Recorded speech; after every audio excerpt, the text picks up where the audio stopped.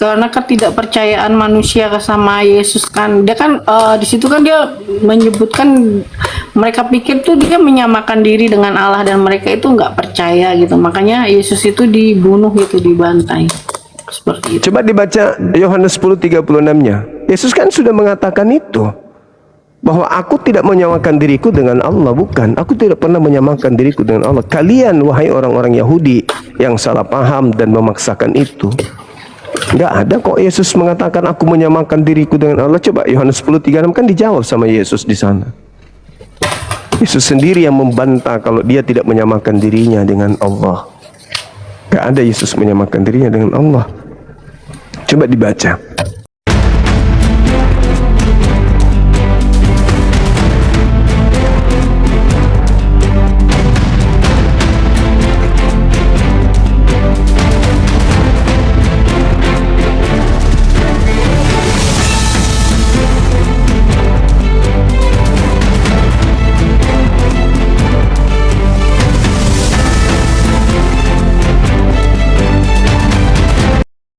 Assalamualaikum warahmatullahi wabarakatuh. Selamat datang di channel Cahaya Debat, tempat kita membahas berbagai topik keimanan dengan terbuka dan penuh penghormatan. Pada video kali ini kita akan menyaksikan debat antara apologet Islam dan Kristen yang akan mengupas berbagai pertanyaan penting seputar keyakinan, sejarah, dan kebenaran. Dengarkan dengan pikiran terbuka, ambil pelajaran yang bermanfaat, dan tetap junjung tinggi sikap saling menghargai. Mari kita tonton diskusi dan debatnya sekarang. Memalukan orang Kristen, seorang pastor dibiarkan di sini dia semakin gila nanti. Sama aja kan, pastor-pastor blow on ini sama aja. Udah dibilang bantah dalil saya, Mazmur 147. Mana dalilnya? Nggak mau dibilangin pencuri. Ngambil kitabnya orang lain tanpa legalitas dari yang punya, ya itu sama halnya mencuri. Dan itu memang sudah dinubuatkan. Kejadian 49 nomor 27, Yakub menubuatkan tentang anaknya yang bernama Benyamin. Laku Benyamin seperti serigala, merampas hak orang lalu membagi-bagikan kepada orang lain.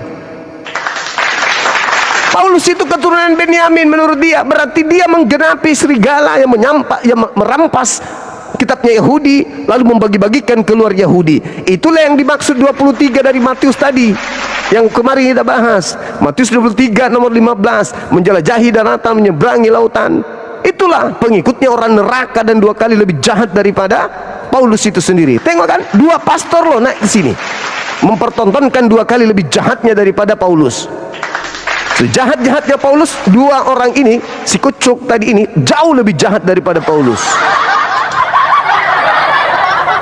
Block on, diharap karena dia punya titel ya sarjana teologi, dipikirnya udah bagus lah diskusi, ternyata sama aja. Semakin bertitel semakin gorila. Benar-benar gila. Bayangkan kawan-kawan, perintah Tuhannya Yahudi, imamat 1, imamat 4, Keluaran 29 nomor 14 yang tidak sempat dia baca. Inilah persembahan, itulah persembahan penebus dosamu. Tidak ada simbolik di situ, nggak ada metafora di sana. Benar-benar mereka mempersembahkan hewan. Dibilang metafora. Yang metafora itu Yesus, ketika Yesus Anda katakan anak binatang. Kalian harus periksa kejiwaan deh. Masa Yesus kau bilangnya anak binatang? Periksa kejiwaan kalian itu. Gangguan kalian itu memang. Padahal Anda mengatakan itu adalah pengakuan Yohanes Pembaptis katanya. Tapi buku Yohanes itu ditulis kapan, Cak Ayu? Buku Yohanes itu ditulis kapan? Ditulis setelah Yesus tak ada. Berarti ada konsep yang dicocokkan untuk doktrin dan dogma. Siapa yang bisa membuktikan bahwa Yohanes 1:29 itu adalah betul? Anda yang bisa buktikan? Enggak ada. Itu cocokologi. Bahkan penulis buku Yohanes pun tidak ada yang tahu siapa namanya. Kenapa kau lari ketakutan dengan Belakangan ini baru buku itu dikasih nama Yohanes, biar dianggap penulisnya murid Yesus. Apa buktinya? Kalau Yohanes murid Yesus yang menulis buku Yohanes, nggak ada, sama sekali nggak ada. Silakan buka kamera kalau Anda berdiskusi, gunakan ilmu, jangan pakai kayak ilmu pastor tadi, ilmu iblis. Oke? Kenapa kau lari ketakutan dengan pastor tadi? Lari ketakutan. Bersyukur kau turunkan pastormu. Bersyukur daripada malu, semakin malu di sini. Saya sih dukung kamu karena kau mengambil keputusan yang tepat. Nah, iya, daripada malu pastormu. Kok nggak malu itu pastormu? Yesus dibilang binatang. Saya minta data di mana kitabnya Yahudi memberikan legalitas bahwa bisa untuk bangsa asing. Apa katanya? Saya juga keturunan Adam. Dongok. Tidak salah Yesus menubuatkan untuk kalian 2 kali lebih jahat daripada orang Farisi. Itulah kalian. Tidak salah tidak salah Yesus mengatakan begitu. Tidak salah, udah benar. Saya dukung Yesus yang mengatakan pengikut Paulus adalah orang neraka yang 2 kali lebih jahat daripada Paulus itu sendiri. Matius 23 nomor 15. Aneh, pastor lu, pastor. Silakan naik yang lebih tinggi ilmunya yang tadi. Itu tadi tidak ada ilmunya. Ya saya 53 diobok-obok, dibilangnya penjahat-penjahat tapi orang kaya. Dibilangnya sperma rohani, keturunan rohani, pada tidak ada dalilnya. Zira'ah itu tidak, bukan keturunan rohani. Ada aja nih. Betul pastor. Iya. Cuma iya, gimana? siapa nabi sebelum nabimu yang mencium batu aswad itu? Siapa? Tadi saya sudah menjelaskan sama saudara. Nabi sebelumnya. Tadi saya sudah menjelaskan. Setiap nabi memiliki syariat masing-masing. Nabi Musa punya syariat. Orang masing-masing punya syariat. Nah, siapa juga nabi yang mempersembahkan manusia sebagai penebus dosa? Kalau saya contohkan tadi Yesaya 6 sudah ada. Nomor 6, nomor 7. Yosua 24 nomor 27. Bagaimana batu ternyata bisa mendengar. Batu bisa mendengarkan firman Tuhan. Berarti batu bertelinga. Dan batu akan berbicara di hadapan Tuhan. Berarti batu bermulut. Kenapa kalian bingung? Tertulis di dalam kitab yang kalian ambil dari agama lain, kalian tidak percaya. Hanya karena sakit hati dengan kesempurnaan Islam gitu. Islam menyatakan kebenaran, tertulis di Bible, kalian cemburu. Wah, baca satu perikop, itu bukan di bumi, itu di surga. Pret, baca nomor 6-nya. Baru kalian tahu.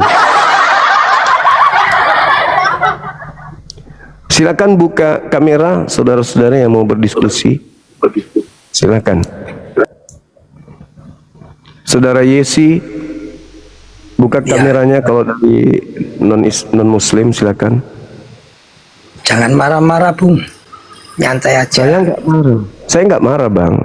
Saya memang tegas kepada orang yang ingin menyesatkan manusia. Saya tegas. Bedakan marah dengan tegas.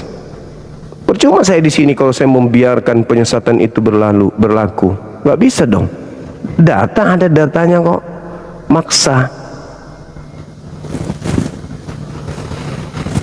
Hikmah itu tidak mesti lemah lembut dalam berbicara. Keras, tegas itu juga hikmah. Apalagi kepada orang kafir. Waduh, berlemah lembut soal agama. Sudahlah. Anak orang aja dibilang Tuhan. Kamu berlemah lembut sama orang seperti itu, digila sekalian. Apapun bisa dimanipulasi sama mereka. Apalagi mau berbicara lemah lembut, boleh kalau orang itu mau mendengarkan, mau melihat data. Ini enggak, data semua ditabrak. Jelas-jelas kok di situ datanya, semua ditabrak. Hanya untuk apa? Hanya untuk menggiring manusia ke neraka jahanam. Silakan Bang, buka kamera, kita diskusi. Kenapa kau tidak bisa menjelaskan imanmu Juma? Siapa nabi sebelumnya Buka yang kamera. mencium batu hajar Buka kamera. aswad? Buka kamera. Siapa Juma?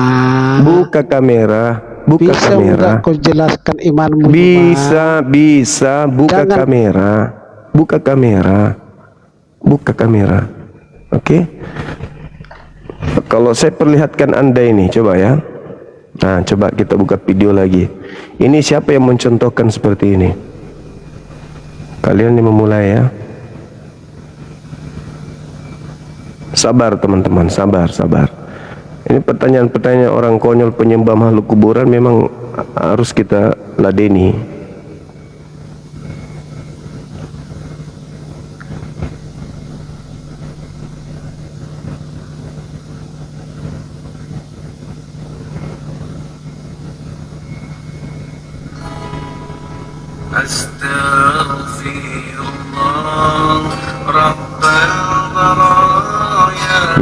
Ini siapa dicontoh ini? Nah, ini contohnya siapa yang dicontoh ini? Iya, cium. Cium lagi.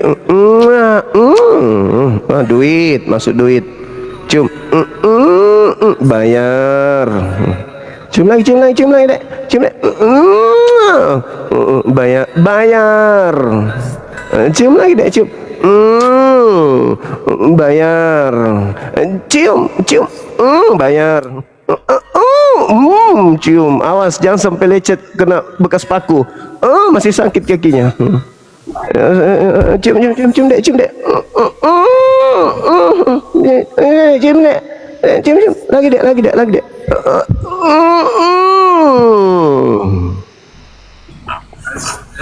Nah, itu siapa? Nabi siapa yang dicontohi? Kristen senior.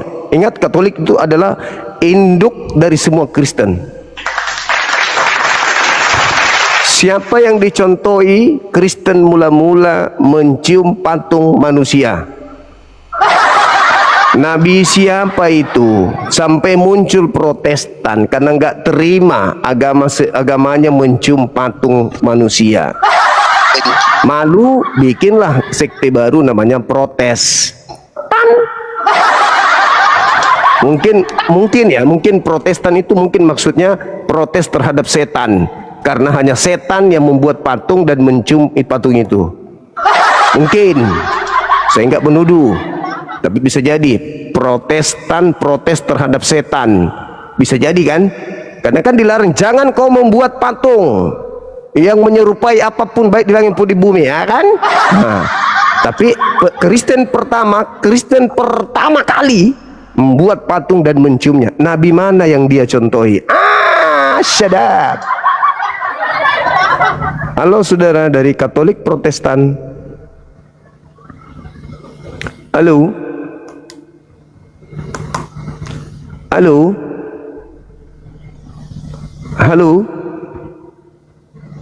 Jaringan saya tuh siapa ini teman-teman? Jaringan saya ya? Hai.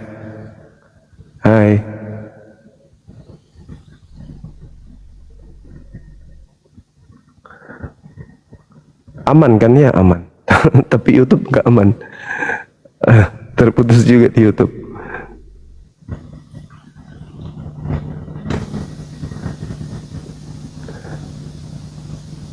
Oke.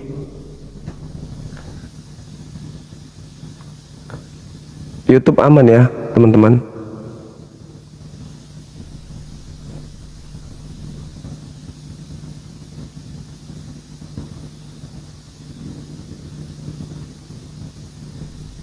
Silakan non-muslim ajukan permintaan naik. Kita lanjutkan tema kita ini, masih ada waktu sebelum kegiatan on the time. Silakan naik.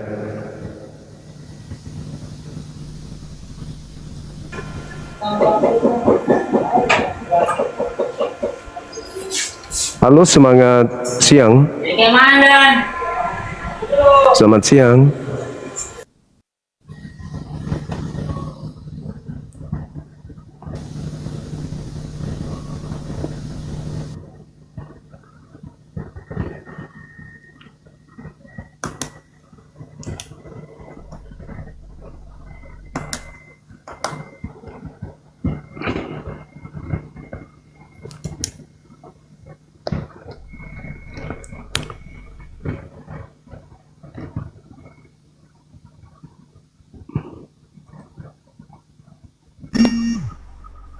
Halo, semangat siang. Halo. Halo, semangat siang. Halo. Halo, semangat.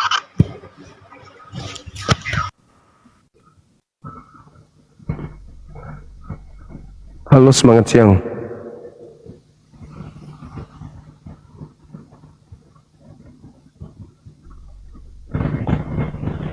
Halo. Halo Bang. Halo Bang. Ya, silakan buka kamera dari Katolik atau Protestan. Iya betul Bang. Buka kamera Bang, silakan. Tidak Bang, apa? Soalnya juga lagi kerja ini Bang. Cuma mau tanya bentar nih Bang, bentar aja Bang. Boleh nggak sih Bang? Diskusi kita, silakan. Tema Halo. ada. Iya. Halo. Halo, halo, halo. Halo Abang. Halo. Halo juga. Halo. Iya. Abang boleh tanya bentar Bang? Apa itu? Jaringannya lelet kayaknya. Kenapa melek Bang ya? Jaringannya, jaringan Anda, jaringannya. Jaringan siapa Bang? Jaringan Anda yang ini. Oh, Lalop. jaringan saya bagus Bang. Oh ya sudah. Ini ada tema Dewa Molok minta tumbal berupa manusia. Dewa Molok kalau minta tumbal dia minta manusia. Jaringannya bagus tapi kenapa salto ya?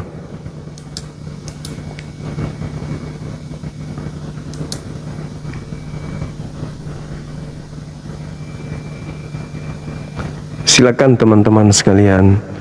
Tadi Anda sudah menyaksikan dua pastor mencoba untuk mengakal-akali konsep yang ada di dalam agama Yahudi, di mana persembahan yang ada di tengah-tengah mereka itu adalah persembahan binatang sesuai dengan perintah. Bahkan larangannya sangat keras sekali ketika berbicara terkait dengan persembahan manusia. Kita lihat di dalam Imamat 18, di situ Tuhan marah, melarang. Lalu kemudian Amsal 6 nomor 16 menumpahkan darah orang yang tidak bersalah itu adalah kekejian bagi Tuhan, dan itu adalah hal yang dimurkai oleh Tuhan. Jadi bagaimana mungkin hal yang dimurkai Tuhan bisa menjadi jalan keselamatan? Nah, tapi itu akan mereka ramu tuh dengan mengambil terjemahan kitabnya Yahudi, lalu mereka tafsirkan seperti Yesaya 53 tadi itu. Sampai harus ada sperma rohani, anak rohani. Habis itu dihantam pakai apa? Kitab Wahyu. Aneh. Kitab Wahyu dipakai hantam kitabnya orang. Lucu. Wahyu nggak ditahu siapa penulisnya, masih dipakai juga.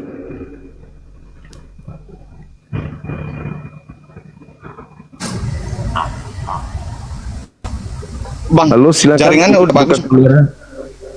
Iya, buka kameranya silakan. Oke, baik Bang.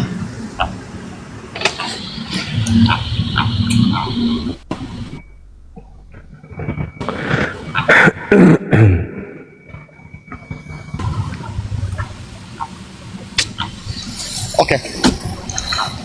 Udah bagus Bang? Udah. Ini dari Katolik atau Protestan?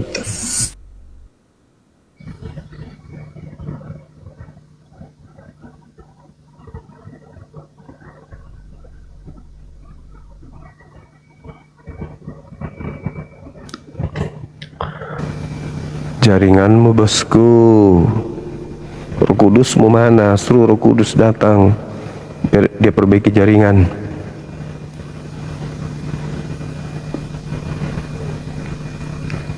Ya, jadi jelas teman-teman ya, kita lihat bagaimana pola yang dibangun oleh mereka dalam berdiskusi. Yang penting menang gitu ya kan ya, meski nabrak dalil, terus dalil yang dipakai lagi dalil yang tidak sinkron dengan apa yang ada dalam kitabnya orang Yahudi. Orang kaya, Aser, dibilangnya penjahat, nggak nyambung.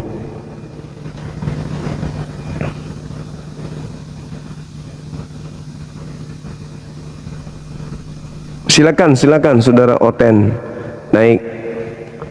Pastormu suruh belajar dulu, pastor-pastor kalian itu suruh belajar dulu. Ilmu ketika di depan jemaat jangan dipakai di depan saya. Jangan dipakai di depan saya ketika ilmu di gereja dia mau pakai ke sini, itu nggak laku bagi saya, nggak laku. Ya, nggak laku bagi saya kalau ilmu gereja dia mau pakai di sini. Musuh mereka itu Bible.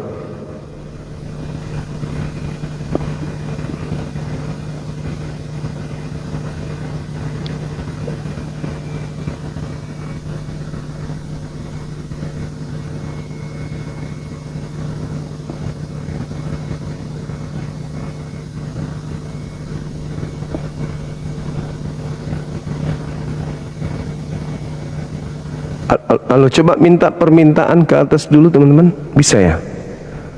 Oh bisa.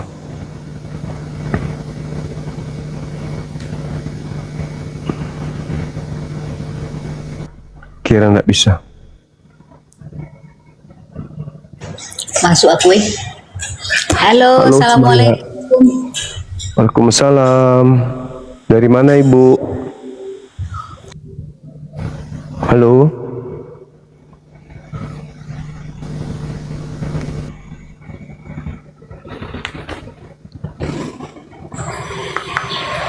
Semangat siang. Selamat siang Bang Zuma. Siang juga Bang. Dari Katolik Protestan Abang? Nah Bang, saya salah tekan, saya Muslim Bang, turunin aja Bang. Alhamdulillahirrabbilalamin. Jiwa yang terselamatkan, Alhamdulillah, Masya Allah. Silakan yang lain ajukan permintaan teman-teman Muslim, non-Muslim. Silakan kita diskusi.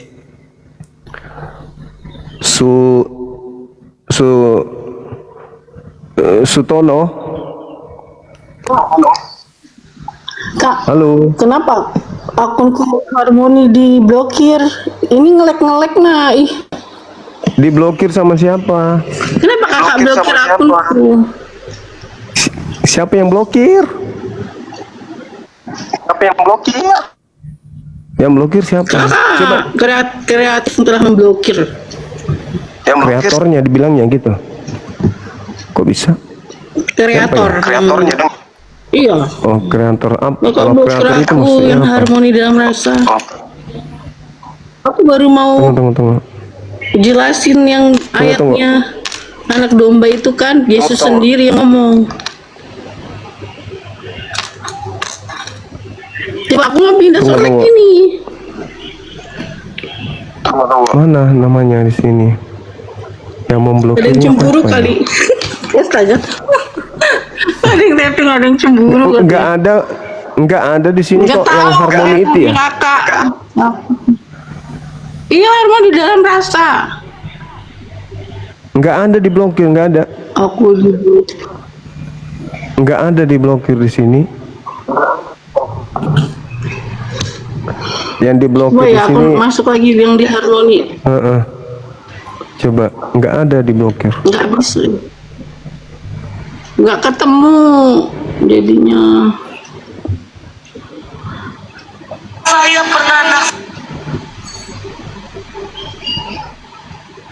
Nggak ada. Aku udah cari nggak ada. Nggak ada. Aku udah cari nggak ada. Nggak ketemu. Coba aja lagi. Orang diblokir kok akunnya. Nggak ada di sini. Kalau diblokir kan muncul daftar blokir, nggak ada. Kalau diblokir kan oh ya, kasurnya sebelah sini mau. Disuruh turun ya, Mas. Nggak ada diblokir, nggak ada. Di sini terblokir hanya 2.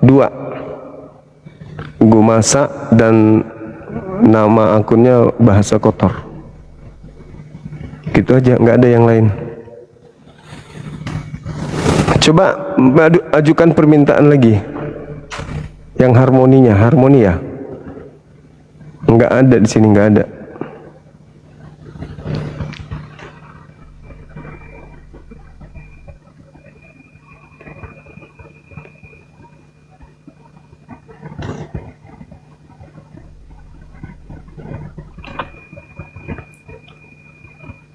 Iya, turun dulu, cek lagi. Karena di daftar blokir itu cuman ada 2 akun yang terblokir di sana. Halo, semangat siang, Saudara Peter. Halo. Kalau Iya, dari Kristen, Abang. dari mana ya?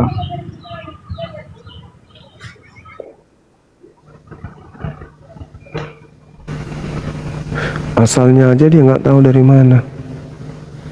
Pantas aja sembarang disembah.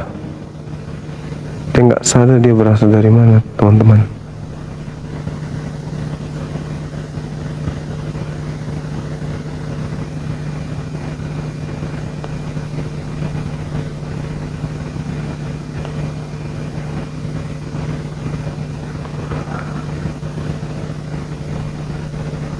Kita kirim ke pendeta-pendeta yang lain ya. Mudah-mudahan mereka mau hadir. Oke.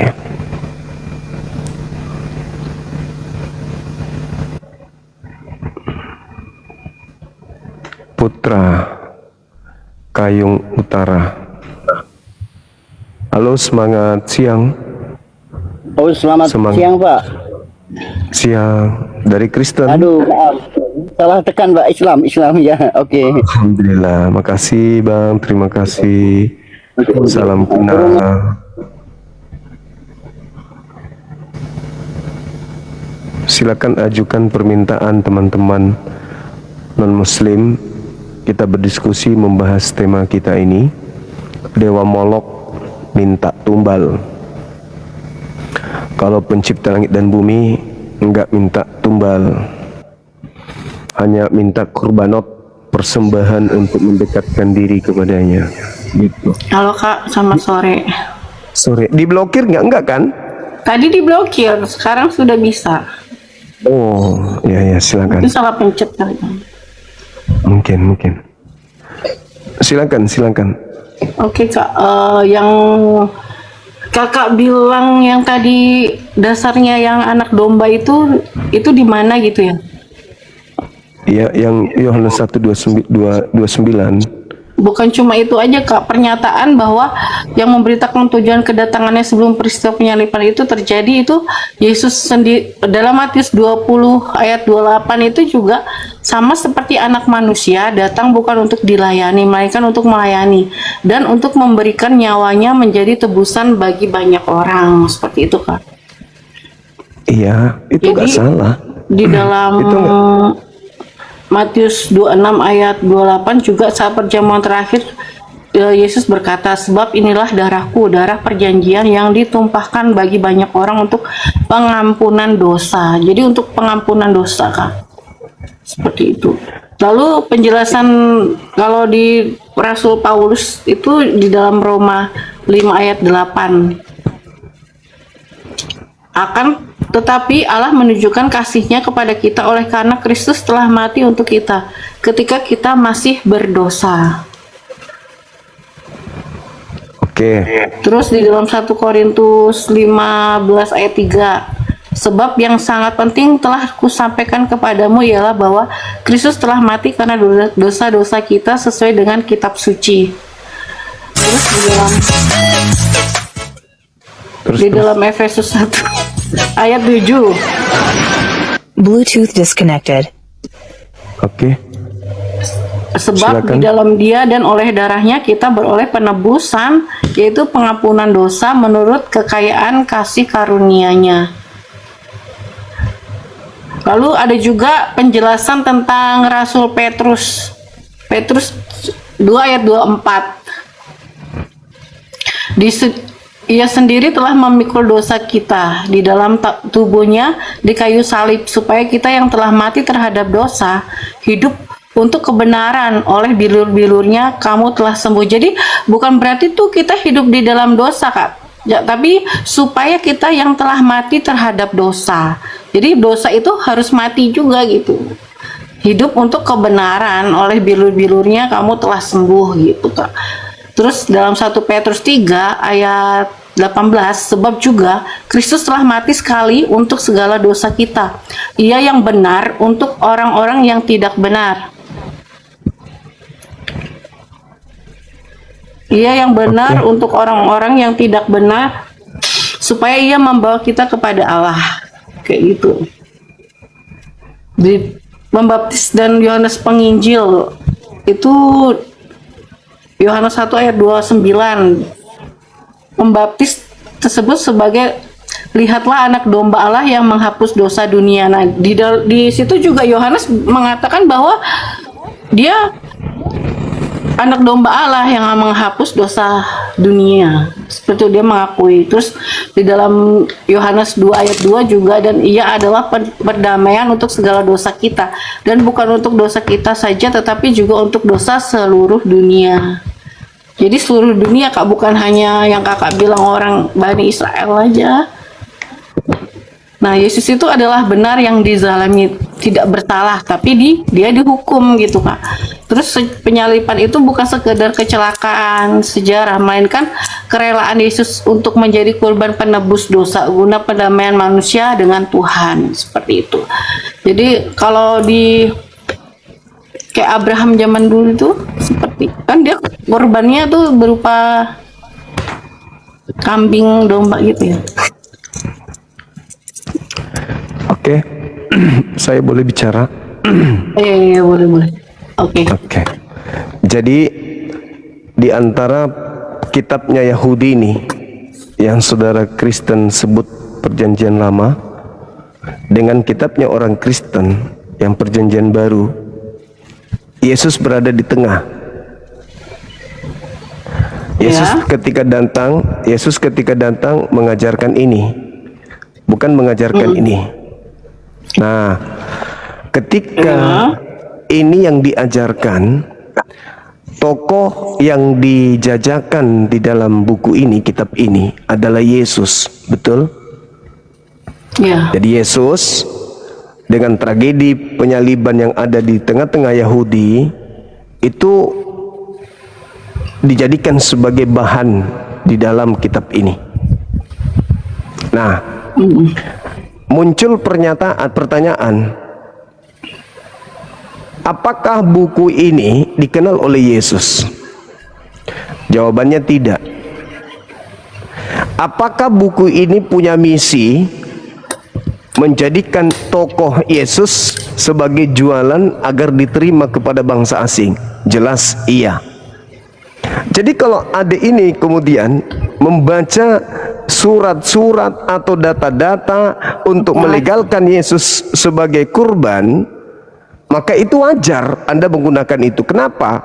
Karena Yesus lebih dulu datang, lalu kemudian muncul buku Perjanjian Baru yang mencocokkan kemudian keinginan-keinginan siapa dan kepada siapa kitab itu ditujukan. Contoh misalnya, ketika Anda membaca inilah anak domba Elohim yang diutus untuk menebus dosa dunia. Itu ucapan kapan munculnya?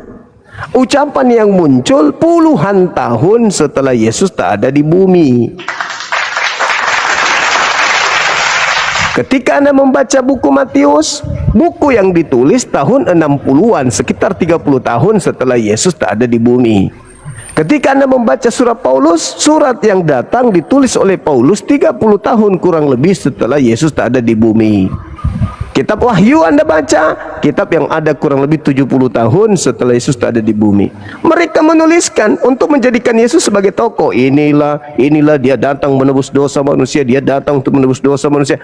Itu kan tulisan-tulisan yang muncul untuk menjual Yesus kepada orang non-Yahudi. Apa pesan Yesus? Yang terekam dari buku ini sendiri, yang dihasilkan dari penyelidikan. Waspadalah kepada penyesat yang datang kepadamu memakai namaku. Buku ini memakai nama Yesus. Memakai namaku untuk menyesatkan banyak orang. Ini yang dipakai.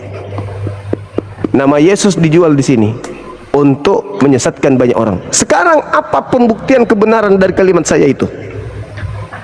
Ada enggak konsep penebusan dosa dengan menggunakan membunuh manusia di kitab ini? Atau hanya buku ini aja yang menceritakan dengan mengais-ngais data-data di sini yang dicocok-cocokkan sekiranya mungkin bisa mendukung Yesus laku dijual di luar sana. Itu dulu. Ada nggak Yesus mengajarkan, ada nggak Musa mengajarkan seperti pola yang diajarkan oleh Kristen hari ini? Ada nggak dosa ditebus dengan darah manusia? Itu ada nggak? Yang kita temukan di dalam kitab ini larangan membunuh orang benar, larangan mempersembahkan manusia kepada dewa Molok, larangan menumpahkan darah orang benar. Yang ada di sini, yang ada di sini. Tetapi kitab ini mencoba kemudian menjual Yesus sebagai korban penebus dosa dunia. Berarti tergenapi ajaran Yesus yang muncul di kitab itu sendiri. Waspadalah kepada penyesat yang datang kepadamu memakai namaku dan berkata akulah Kristus. Dia akan menyesatkan banyak orang. Berarti buku ini yang dimaksud. Yang pertama. Yang kedua, coba Anda baca 2 Petrus 2. Anda baca Ulangan 4. Jangan kau menambahkan, jangan kau mengurangi apa yang telah aku firmankan kepadamu agar engkau hidup. Dilarang menambahkan ini. Nah, di dalam Petrus menerangkan 2 Petrus 2 nomor 1, sebagaimana dahulu di tengah-tengah kalian muncul nabi-nabi palsu, demikian juga sekarang muncul pengajar-pengajar palsu yang memasukkan pengajaran yang membinasakan. Nah, maksudnya apa? Ini kitabnya Yahudi, ada yang memasukkan pengajaran palsu masuk ke sini yang membinasakan manusia. Mana pengajaran palsu itu? Ini PB masuk ke dalam kitabnya Yahudi. Padahal Ulangan 4 jangan kau menambahi, ditambahkan dengan PB sehingga menjadi satu kitab.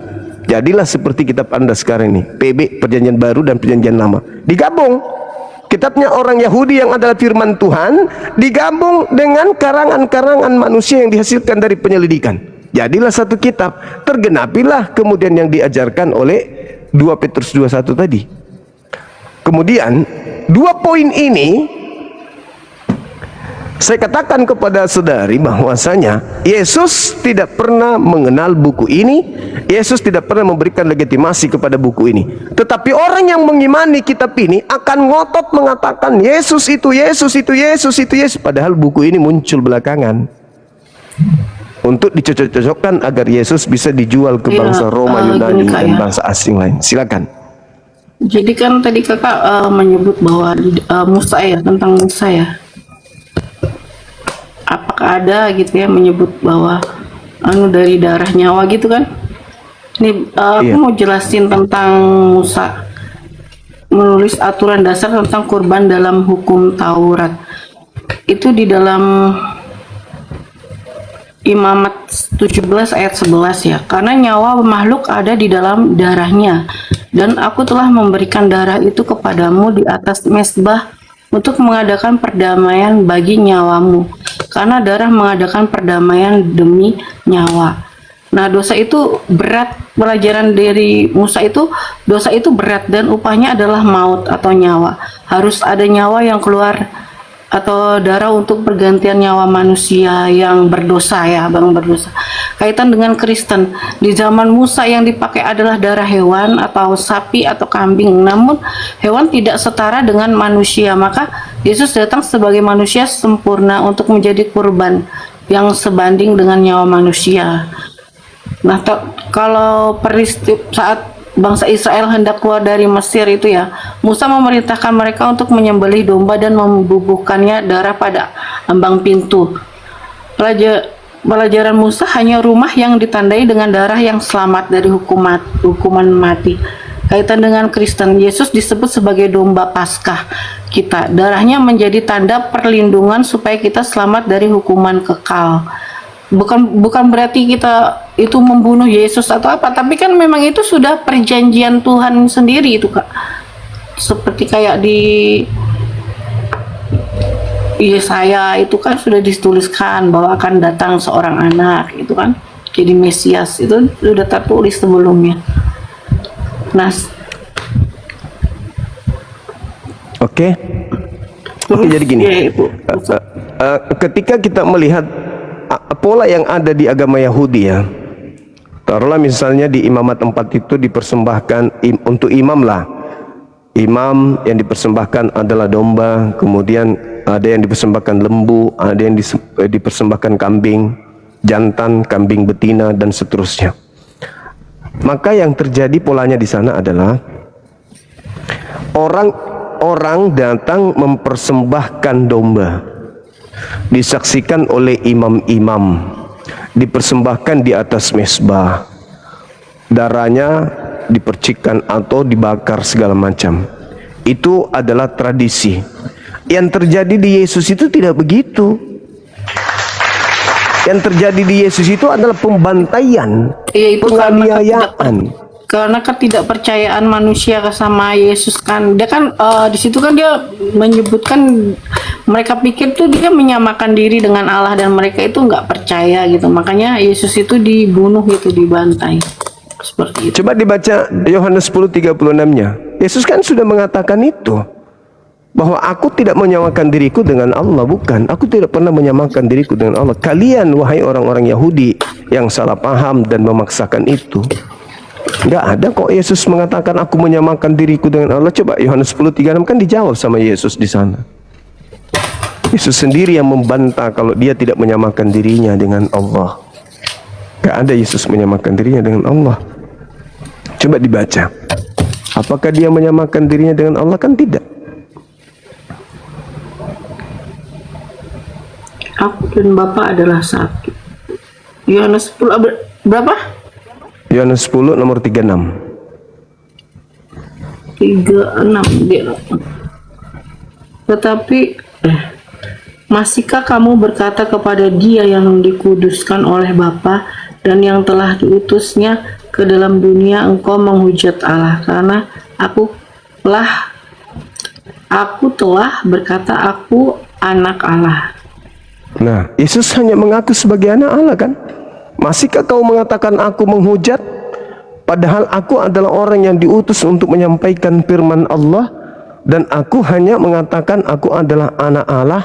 Apakah kau masih mengatakan aku menghujat? Padahal aku hanya mengatakan aku anak Allah. Sedangkan orang-orang yang disuruh menyampaikan firman, boleh dia disebut sebagai Elohim atau Allah atau Adonai atau apapun itu. Nah, Yesus mengatakan aku tidak menyamakan diriku, aku hanya mengatakan aku adalah anak Allah. Anak Allah itu artinya hamba Allah atau imam atau nabi, bukan Allah itu sendiri, bukan Elohim itu sendiri. Jadi nggak ada data. Nah, ketika kejadian terjadi terhadap Yesus, penganiayaan, pembantaian ya, secara brutal terhadap Yesus, itu tidak mengena terhadap persembahan-persembahan yang dilakukan secara upacara oleh orang-orang Yahudi. Kambing domba mereka persembahkan dengan upacara. Sedangkan Yesus ini kan benar-benar penganiayaan, pembantaian habis-habisan terhadap Yesus karena kebencian, bukan karena mempersembahkan. Sekali lagi saya katakan, muncul belakangan agama Kristen mengusung kemudian konsep itu. Yang mana orang Yahudi tidak pernah mengatakan bahwa dosa ditebus dengan cara seperti yang dilakukan oleh orang Kristen. Faktanya orang-orang yang ingin menyalib Yesus itu sama sekali tidak ada karena unsur dosa, nggak ada. Justru mereka menyalib mereka hanya karena faktor politik doang. Tidak ada unsur dosa di situ, nggak ada. Nah ini yang dijajakan oleh Kristen, dan itu berlaku kepada orang-orang yang ya lagi banyak masalah, lagi galau, lagi mencari Tuhan, ya, ingin diselamatkan, ingin dan seterusnya. Akhirnya mereka pasrah menerima itu. Tapi ketika mereka mengkaji Bible, mereka tidak akan menemukan data itu. Contoh, ketika Paulus mendoktrin bahwasanya tanpa kebangkitan maka sia-sialah imanmu, kamu masih akan hidup di dalam dosa, kata Paulus. Nah sekarang kalau penyaliban itu dan kebangkitan itu adalah sesuatu yang menjadi konsep keselamatan dari pencipta langit dan bumi kepada manusia, di mana dinubuatkan tentang kebangkitan itu di kitabnya Yahudi? Ada nggak? Nggak ada kebangkitan, nggak ada kebangkitan hari ketiga dinubuatkan di kitabnya Yahudi, itu nggak ada. Kalau tentang kematian, tentang kelahiran, tentang penyaliban, pembunuhan, memang ada, karena memang banyak nabi-nabi yang dibunuh.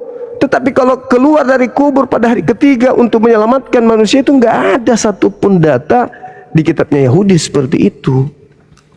Nggak ada satupun.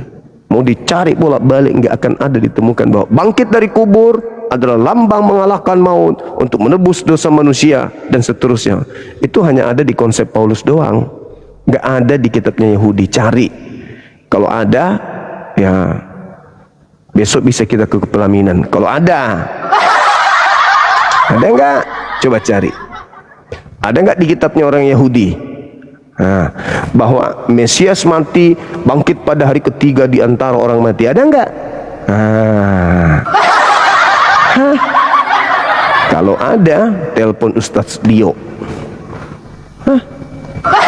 Karena dia juga orang KUA. Tapi kan tidak ada. Jadi tidak mungkin itu terjadi. Hanya dibuat-buat aja sama orang-orang yang datang belakangan menjual Yesus. Karena Yesus sudah menubuatkan akan datang banyak penyesat memakai namaku. Nah, termasuk ini. Ya maksudnya termasuk penulis ini kan tidak dikenali oleh Yesus. Buku ini tidak dikenal oleh Yesus. Tidak ada legitimasi dari Yesus buku ini. Tiba-tiba Yesus dijual di sini. Halo, selamat sore. Selamat sore, Abang. Halo. Halo. Selamat sore, ada onde-onde kah? Halo, selamat sore. Selamat sore, ada onde-onde kah? Katolik. Selamat sore, onde-onde kah? Doubling. Matikan satu ini HP-nya. Dari Kristen. Halo.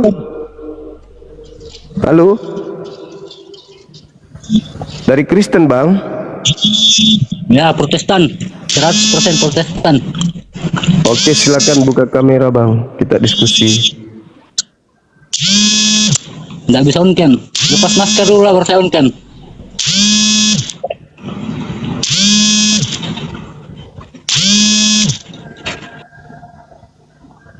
Oh, ribut sama masker. Lepas masker dulu baru on cam. Kenapa ribut sama masker saya, Bang?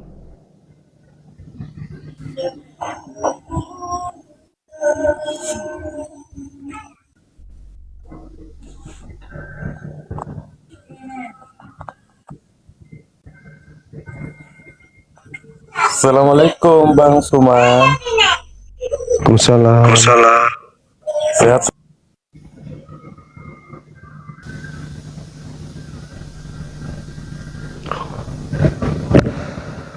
Iya, sedikit lagi teman-teman kita akan masuk ke kegiatan onde-onde time.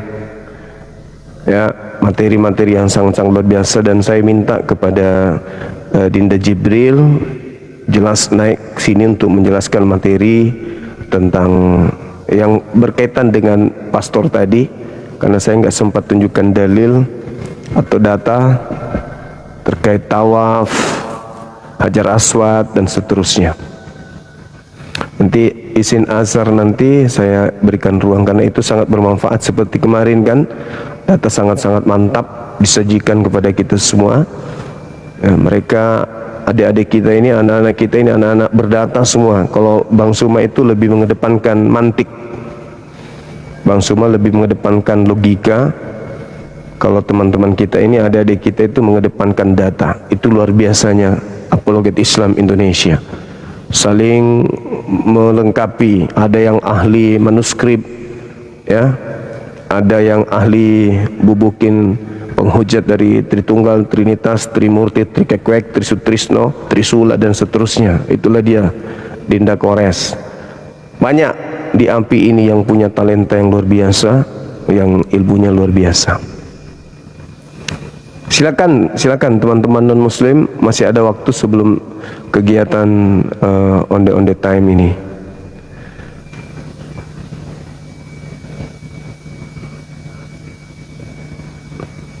Ayo, jangan sungkan naik. Memang berat tema ini, mau kayak mana lagi? Ini kan bukan lagi kita menyek-menyek, mau bahas-bahas yang ini, ya enggak. Kita bahas betul-betul benar-benar isi daripada agama Islam dan agama Kristen. Enggak perlu lagi kita menyembunyikan, ini begini, enggak perlu. Langsung kita bahas sampai kita uraikan, ya, kita jelaskan apa yang kemudian harus kita jelaskan, apa yang harus kita sampaikan, tidak perlu bunyi gitu, menyek-menyek. Ya, makanya sangat disayangkan kalau momen seperti ini tidak dimanfaatkan oleh pendeta pastor untuk memberikan data gitu. Terkait dengan ini, persembahan Yesusnya kepada homolog itu apa datanya, dalilnya di mana kan gitu. Jadi, Waalaikumsalam. Ini di mana ini? Kok nggak ada orang? Nggak ada, nggak nampak di sini. Nampak nggak teman-teman?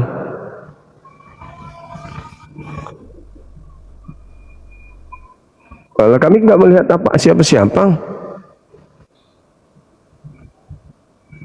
Oh, pantasan. Jin ternyata teman-teman, jin ini penunggu pohon cempedak. Kita nggak lihat ada orang, cuman suara doang kayak yang datang kepada Paulus. Serius deh.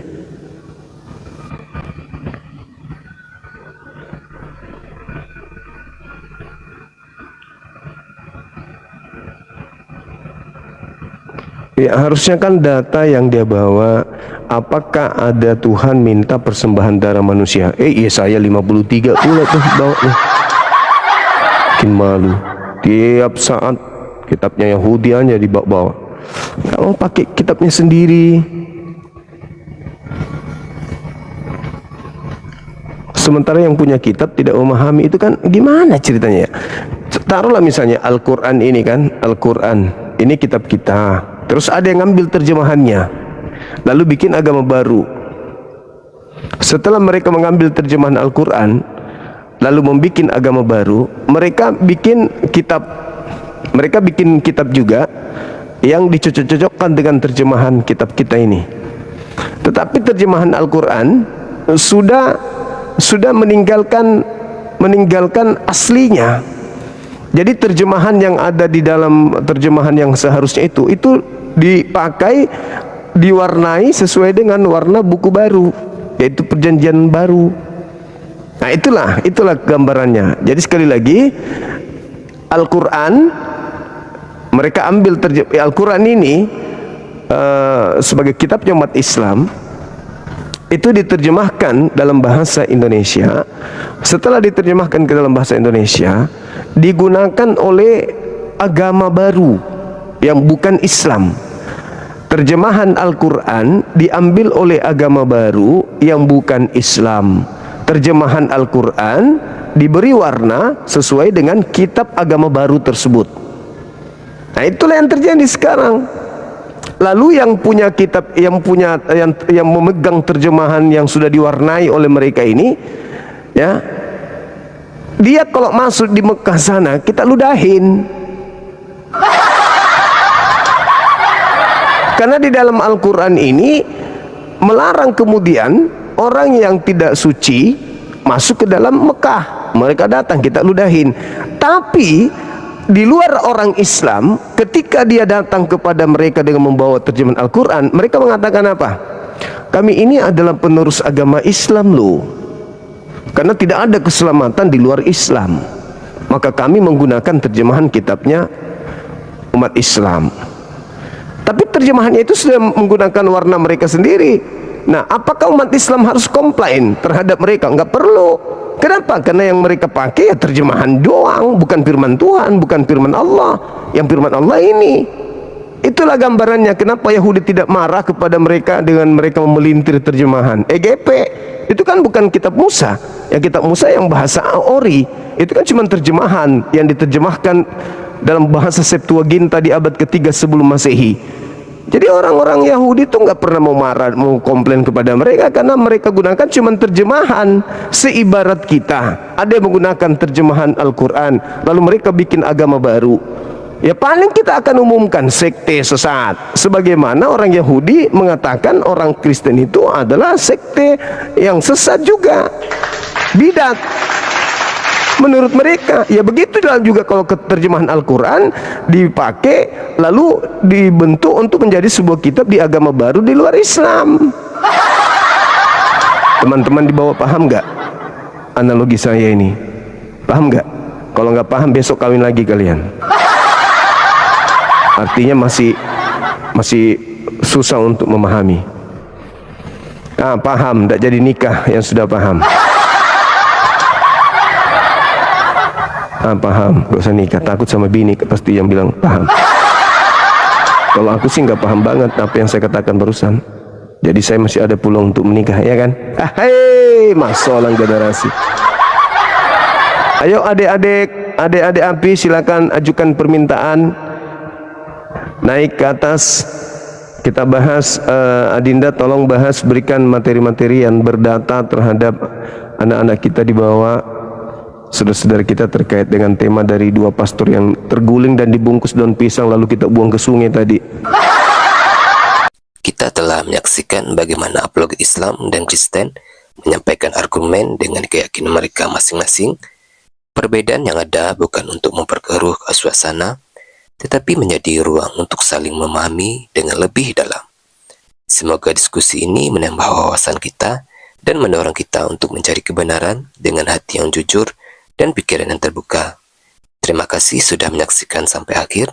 Jangan lupa like, share, dan subscribe agar channel ini terus berkembang dan menghadirkan diskusi apologet Islam yang bermanfaat. Sampai ketemu lagi dan nantikan video-video diskusi dan debat apologet Islam selanjutnya. Assalamualaikum warahmatullahi wabarakatuh.